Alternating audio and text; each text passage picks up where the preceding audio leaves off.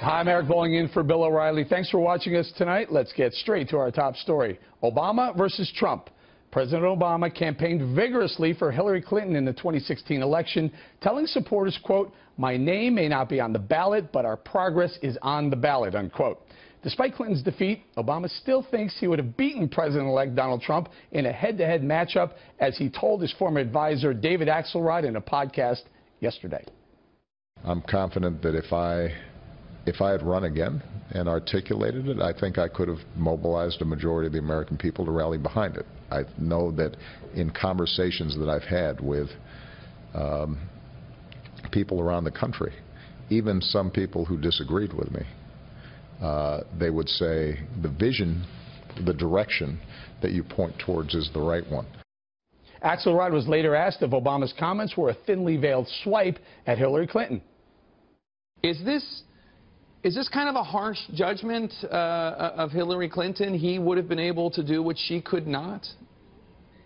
Well, he said this in service of a larger point, which is he doesn't accept that the election was a verdict on his view of where the country should be going. He points out that she got a majority of the vote. He feels that he would have won the election. But there's no doubt that there is some criticism implicit in his remarks. And he went on to say that perhaps the Clinton campaign took too much for granted. Perhaps they played it too cautiously. For his part, Donald Trump dismissed the president's claim, writing on Twitter, quote, "President Obama said that he thinks he would have won against me. He should say that, but I say no way. Jobs leaving, ISIS, O'Care, etc." unquote. Joining us now with reaction is Lisa Booth, a Fox News contributor, and Washington, D.C., Richard Goodstein, a Democratic strategist who worked on Clinton's 2008 campaign. Richard, really, of course he's going to say that now. Oh, I would have beaten Donald Trump because he couldn't have run. It's an obvious question. But let's go to this. Is he saying he would have done better against Trump than Hillary did? Yeah, and let me give you one illustration, Eric. I was a poll watcher in 2008 in an entirely black voting place for early voting on Election Day in Fort Lauderdale, Florida. On the last day of early voting, remember the lines were hours long, a first-time voter summoned me over and he said, "Sir, can I just vote for Barack?" And I started to say, "Well, you could, but your Congressman Alcee Hastings is black." He said, "Well, why don't they have an express line for people like me?" Okay? And I don't think he was joking. I think he was serious. If they had one, he would have used that in a second. Okay, so what's Richard, and my point is, yeah. you couldn't have paid that guy to vote for Hillary Clinton. The 2016 version of that guy didn't really care about her. And the 10,000 votes that she lost by in Michigan, the 20,000 in Wisconsin, the 40,000 in Pennsylvania, that guy and his sister and tens of thousands like him, they would have come out. They didn't come out for Hillary. Okay, very good. Lisa, what do you think? Was that President Obama taking a shot at Hillary saying, well, if it were me, I would have beaten him?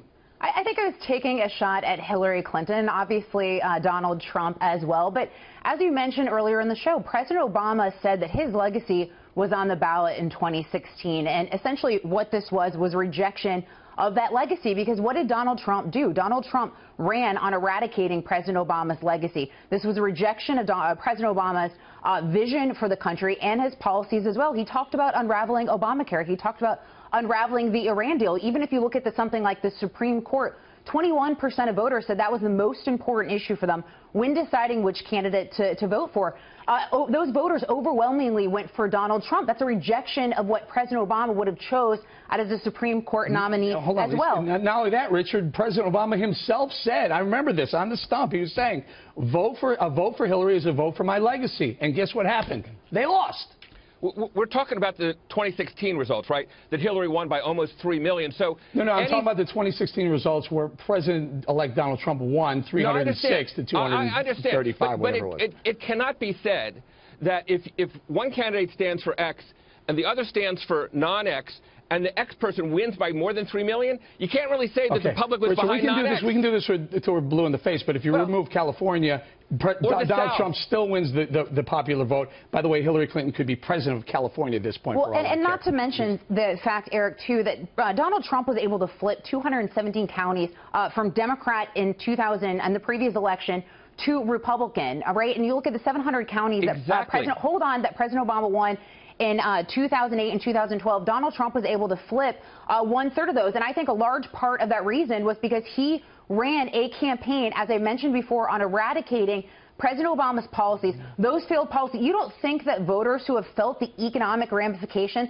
of President Obama's policies, whether it's the fact that he's the only president in history, hold on, I let you speak, the only president in history to not see 3% economic growth, the fact that we've seen more small businesses go under than be created, the fact that in places like Arizona, insurance premiums have increased over 100%. You don't think that voters went to the ballot knowing that President Obama's legacy was on the ballot, which is a pure repudiation of his legacy and his policies? What I think is that having brought unemployment down by a half, by having the stock market virtually triple under the Obama presidency, by having finally middle-class incomes go up for the first time in 15 years, yes, I think all those people in counties that went Obama in 08 and 12 would have voted for the real thing in 16 and not for the guy who is making all these promises that we know he can't keep. Okay, no, fair enough. Maybe that is the case. However, for President Obama to just a month after the election to come out and say, by the way, I would have won, he is taking a shot at Hillary Clinton. I mean, look, there's no question he was her best surrogate. I'd say Michelle Obama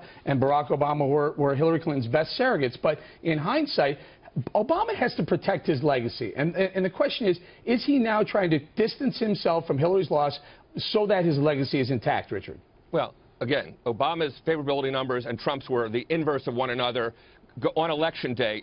The fact is, as regards Hillary, I think if you had Hillary Clinton on this program, Eric, she would admit that there were certain things that she would do differently, not just campaign in Wisconsin, Michigan, and so forth, but even harnessing that change. I mean, not just that, but how about that was a big flaw of course. But I'm talking about just the change argument. The fact is, I think she and her team could have done a better job. Here's the problem, Rich. I'm going to bring Lisa in. Here's the problem. But up until that election, up until November 8th, President Obama was like, yeah, Hillary Clinton and I, we're on the same team here. We're both progressive. You vote for her, it's a vote for the progressive agenda. She loses, all of a sudden he wants no part of it. Also, not to mention the fact, if you want to talk about facts, you want to talk about some numbers, how about the rejection that President Obama's legacy has seen from the state level to the federal level throughout the past 8 years? You look at the fact that the Democratic Party holds fewer state legislatures than ever before in history. Republicans control the majority of governorships in the country. Republicans now have the House and Senate under President Obama's failed policies. Now they have the White House. So don't tell me that this was not a repudiation of President Obama's failed policies. Hold on. But let's just add this. You can't say this is all one team, this is all what we're about, until your team loses and say, I had nothing to do with them. Also, can we just have a civics lesson for every Democrat in the country who clearly doesn't know how the electoral process works? Richard, final thought.